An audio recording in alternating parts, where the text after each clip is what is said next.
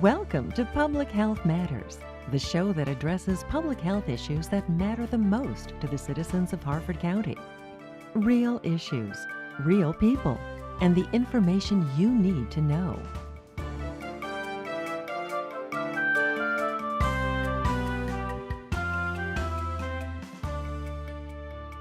Hello, I'm Rania Nassar, Public Information Officer for the Harford County Health Department, and your host for today's Public Health Matters, the show that takes a closer look at the public health issues that matter the most to the citizens of Harford County.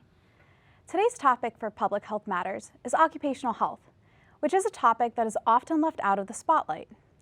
We will be discussing this topic in order to raise awareness of workplace safety and what goes into creating a safe workplace for the majority of employees around the United States, and what we could do to stay safe doing work at home.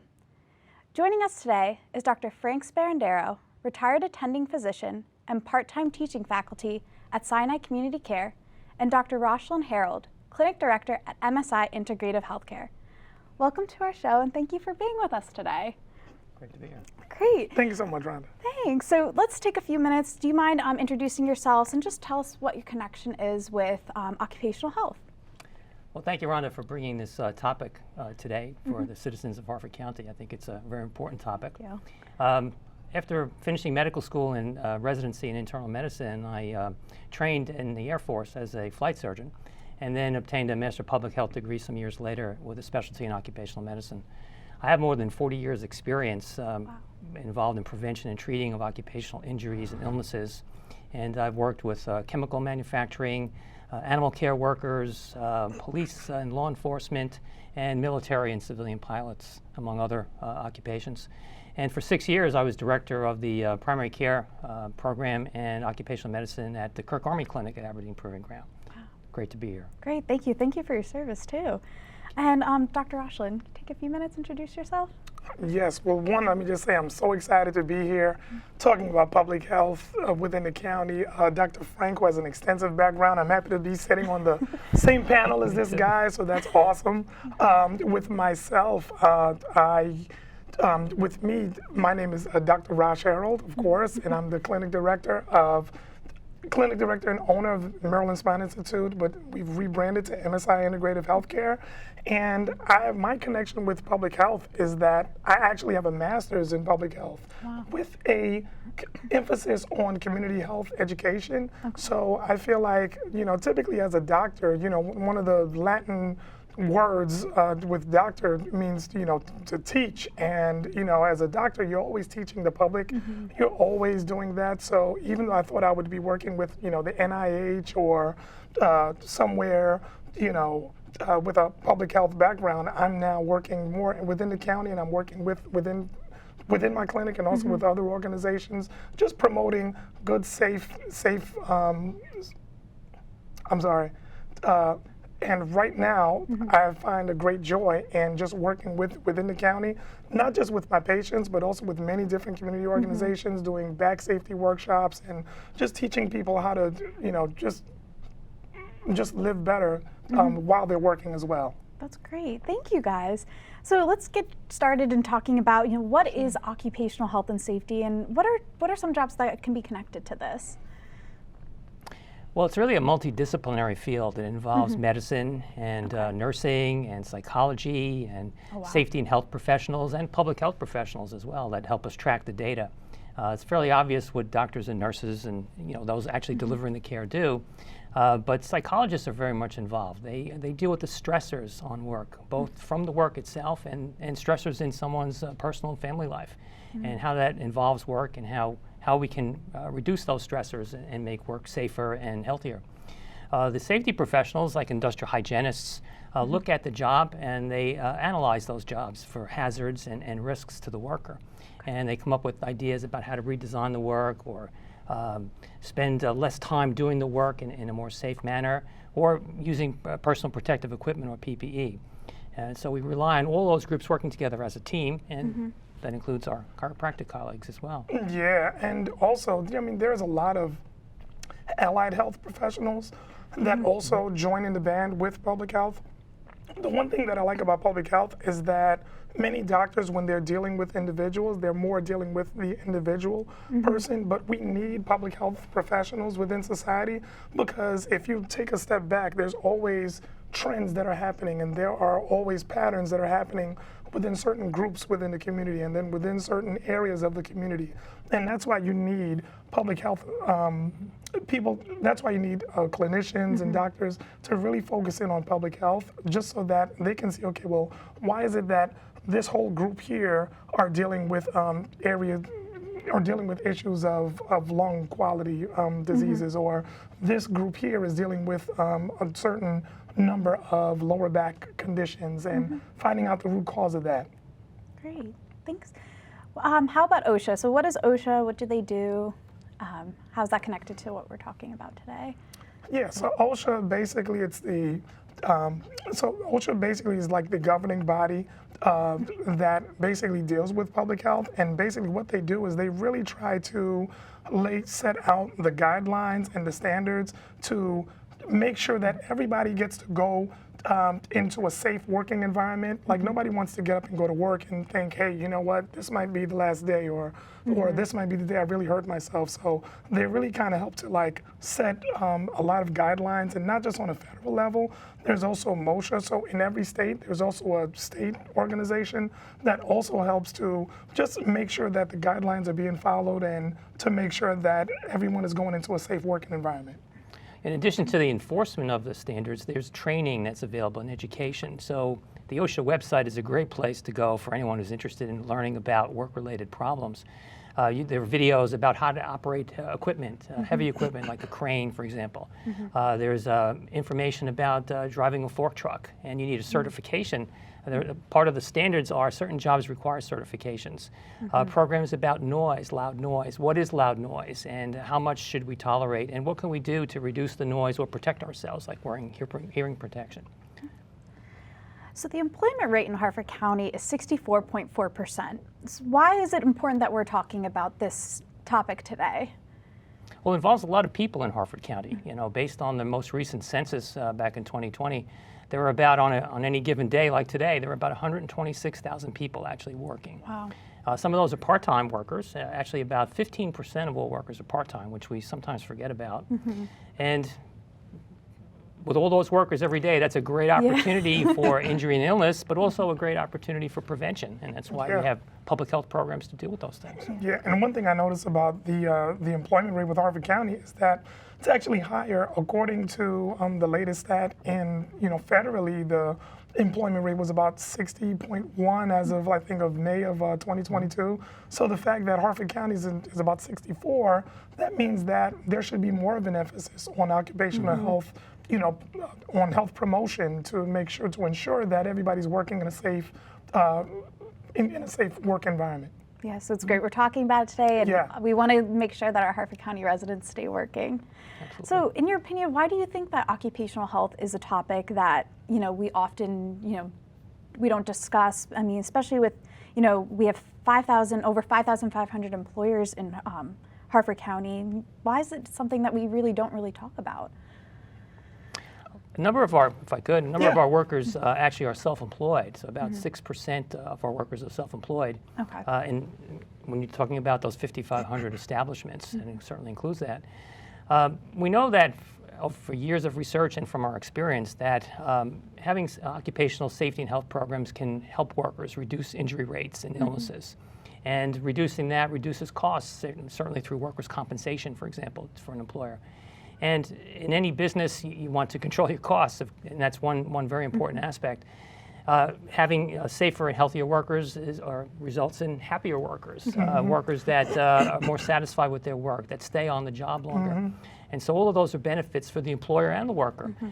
The only reason that I can think of, and from my experience, is just people aren't aware, both workers and employers. And I think programs like this are really a great advantage to the citizens of Harford County, that we can educate and talk more about some of these issues that are important to all of us. And sometimes I feel like there's also maybe like a stigma that's out there that says, oh, well, you know what, to the employer, occupational health issues just deals with, you know, more regulation, and it's going to cost us more to get everybody great chairs, right? Yeah. And then on the employee side, they say, occupational health, you know what, that just means that we've got to go and do this, you know, back safety prevention workshop or fill out these forms to make sure that we're doing everything correctly. But as Dr. Frank was alluding, it really means a better workforce. Like, that's the whole purpose behind it. And it's not just a better workforce, but it's a more productive workforce. It's a safer workforce for the employer, but it's also a more productive workforce, which means we get more production within a day because we don't have employees that are out due to, you know, bad air quality or chemicals being spilled or neck and lower back issues. So that means more productivity, greater revenue for the employee, the taxes for the state and the federal. So it's a real big deal. Right. Yeah. What's the most common workplace injury that you probably both have seen in both of your jobs? And how many people are injured probably around at a job around a year? What would you say is the most common workplace injury? Well, we know that about 3%, excuse me, no, not 3,000, 3% of workers sustain injuries and illnesses throughout the year. Okay. So based on those numbers for Harford County, that would be about 3,500 to 4,000 of our workers are injured or become ill from their work every year. So there's a great opportunity to prevent those illnesses. In Maryland, we know that the number one industry involved in injuries and illnesses is transportation. And that includes trucks and tractor trailers and delivery trucks, and there's so many of them now, you know, with home deliveries, FedEx and UPS and others.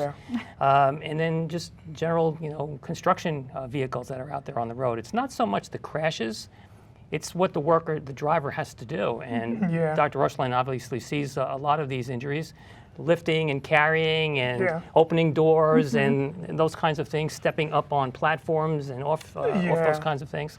So we see a lot of that. That's probably the number one.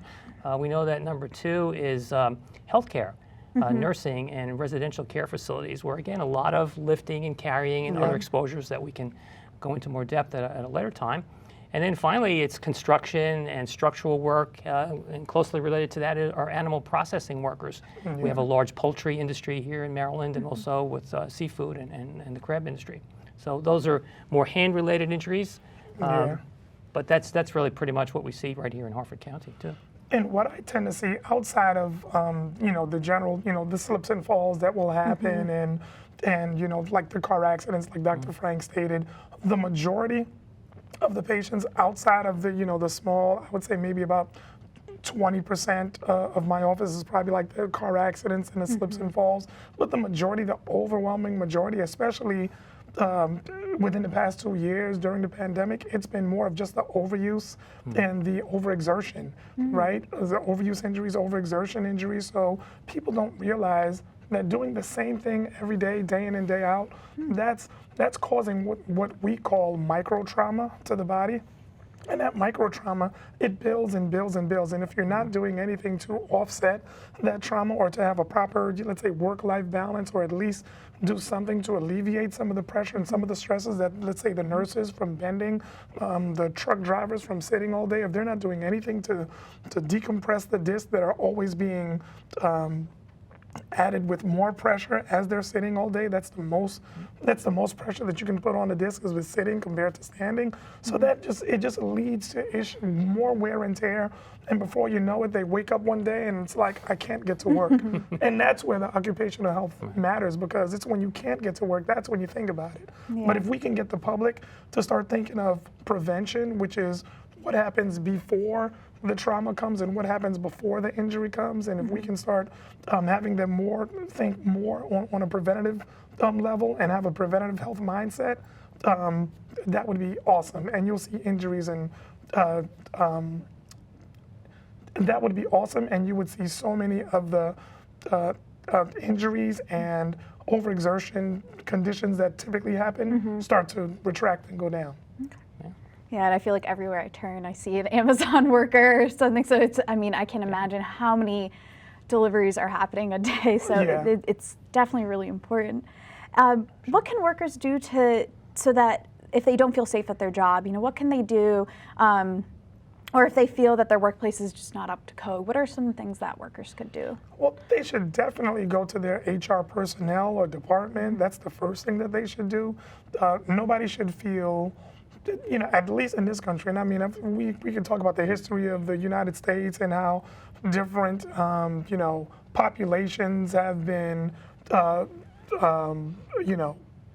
we could talk about the history of the United States and how many different populations had to kind of undergo, like say even like kids had to work at one point, and you had the coal workers in West Virginia, where I went to school in West Virginia, and they have a history of working in not so healthy conditions. But now, due to the regulations in place and due to all of the processes in place and the guidelines, nobody should have to feel like they have to go to work in an unsafe environment or unhealthy environment. So definitely the first thing that they should do is at least speak up, talk to the HR personnel, see what is possible, right, Dr. Frank? Yeah, I think that communication is really important, even in a smaller business. If you can talk to your boss, talk to your employer, talk to your supervisor, start a dialogue, a conversation, really be part of a team rather than separate and distinct entities. And the focus is on safety and health for everybody, and it benefits not only the worker, but it benefits the business and the employer as well. Of course, you can take it further than that. You can file a complaint if you want. You have that right, of course, with OSHA, or in Maryland, you can use through the Maryland site. But also, OSHA has a great educational resource, and it's sort of its cousin, NIOSH, which is the National Institute for Occupational Safety and Health. It's more of a research division, but it also has great education. So those websites, OSHA and NIOSH, have great websites, great information, videos to help workers, and also maybe present that to the employer. The employer may not be aware that this information is out there that can help everyone. And as Dr. Frank said, I think it's real key to know that it's really more of a dialogue between the employer and the employee. It's not really it's not really a transactional. It's more of a communication to find out, okay, how can we come together and get the best product? How can we come together and get the best production, but also do it in the best environment as well? That's definitely important. Yeah. So Harford County's most employed industries are educational services, healthcare, and social assistance. So what would be some common injuries that those occupations would experience, and what can we do to prevent them from happening? Education, number one, is a very complex occupation. We tend to think of education being our kindergarten teacher, and that's about it, but really involves a lot more than that. It's certainly a part of it. There are many, many stressors on teachers. There are many physical demands. Depends on whether you're in a classroom sitting at a desk with a computer, or you're walking around and standing all day, whether you're in a laboratory in a high school or middle school. We have a biology laboratory or a chemistry laboratory. Of course, you could be exposed to different chemicals and infectious agents. There are rashes that could occur, and chemical exposures and inhalation exposures and so on. There are safety issues in the classroom. There could be wires that aren't protected. There are slips, trips, and falls. There's lifting and moving supplies in a classroom. There are psychological stressors on teachers, and especially today in light of the pandemic, working in different environments that teachers are not used to, working from in a virtual setting rather than walking around in a classroom live with teachers, of course, with children. And fortunately, we're back to that today. So there are many, many things that teachers in particular have to deal with from a work-related standpoint. Yeah, and I mean, that's probably like, in terms of dealing with education, that has been probably one of the number one industry from which, like, my clientele has been coming into the office, because there's so many that had to go from a transient workplace where they were up, they were moving, they were, on the go, and now they were reduced to a working from home environment where that may not have been ideal. I've worked with plenty of teachers where they were working from, a kitchen table or a desk that maybe not have been set up correctly. sitting on a couch, bending, twisting, and it's just led to a lot of many different issues. So there's a lot of stress that people deal with in education that a lot of other people don't deal with. I feel like with education, society, sometimes it's almost as if all the ills of society, we just hand them to the teachers and educators and say, hey, well, fix all of this, right? Like we don't have to do it, fix all of that. And that stress falls onto them, and it shows because there's always just everything from muscle spasms to headaches to, as problems progress because they're chronic, then it turns into numbness and tingling into the hands, into the legs, and they deal with many other issues that originally, if you really look back at it, it was really just dealing with stress. And stress has a negative, if it's not dealt with correctly, stress has a very negative impact on the body and on the different parts of the body. So let's take a second quickly to talk about non-professional workers. How does occupational health relate to chores around the house, and what can most people do to kind of help with any type of issue that they might experience, whether doing, like you said, chores around the house or doing anything around like the house?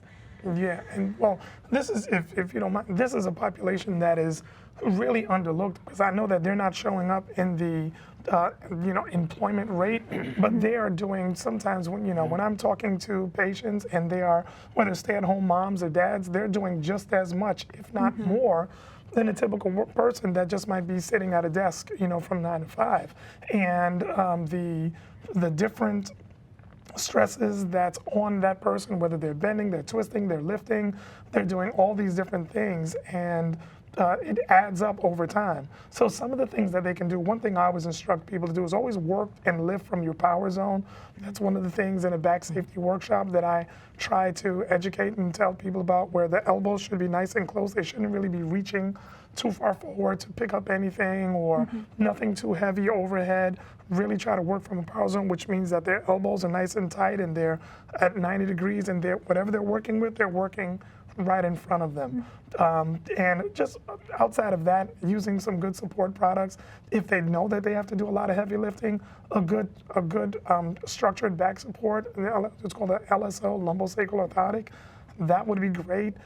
Any other type of support product or brace that might be able to help them perform their chores, I would always encourage that.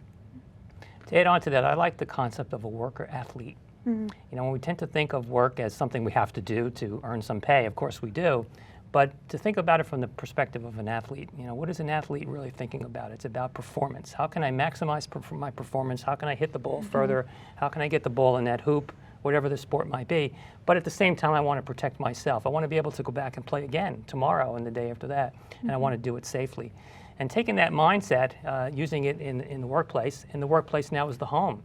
Just because it doesn't have a W in front of it doesn't mean we don't think of it that way. And as Dr. Rushland pointed out, there are similar things that happen in the home. Think about the locations in your home, your kitchen, for example.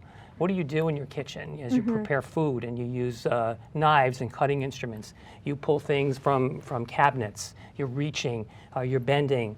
If you're down in your basement, what are you doing down in your basement? Are you lifting boxes and moving things? Are you trying to repair the furnace on your own? If you're outside in your yard and you're cutting the grass, what kind of equipment do you use? Are you protecting your hearing? Are you careful with sharp instruments? Using gasoline to put in your engine, are you doing it in a safe way? Are you using electrical tools? Are you protecting yourself from electrical hazards? So the same principles that we learn from the typical workplace, we can apply in the home. Yeah. So just quickly, if we can just explain, Dr. Roshland, what is ergonomics, and do you have any advice just for the people at home who are listening, who are sitting all day on their computers, before we that's probably the most asked question that I get all day, especially since over the past 2 years. So ergonomics, basically, Rania, it's the study of how we work, and and I love that worker athlete, because it's a study of how we work, and just like athletes try to perfect how they do something, that's how in every job setting there is an ideal and there is a best practice work environment for that worker. So let's just say if you're talking about sitting at a computer, computer. Some of the best practice tips are, for one, you want to have the proper ideal environment. You want to have the computer screen maybe not more than an arm length away. You shouldn't be squinting and leaning forward, right? You should have, just like as we're sitting here and we're talking, and our elbows are rested. I always tell patients for every, for one, as any time that the elbow raises up and you have to kind of work like this, or you're using your arms and they're not supported, technically you're using more muscles and joints and energy than you have to, and that is what leads to more overuse and things like that.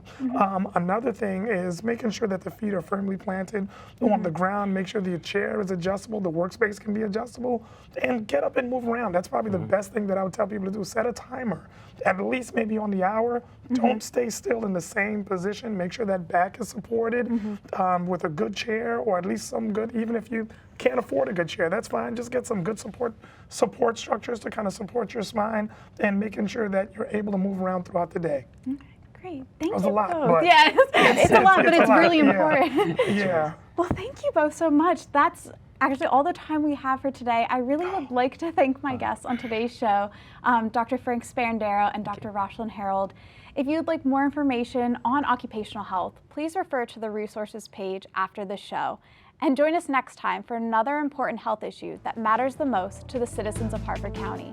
Thank you so much for watching.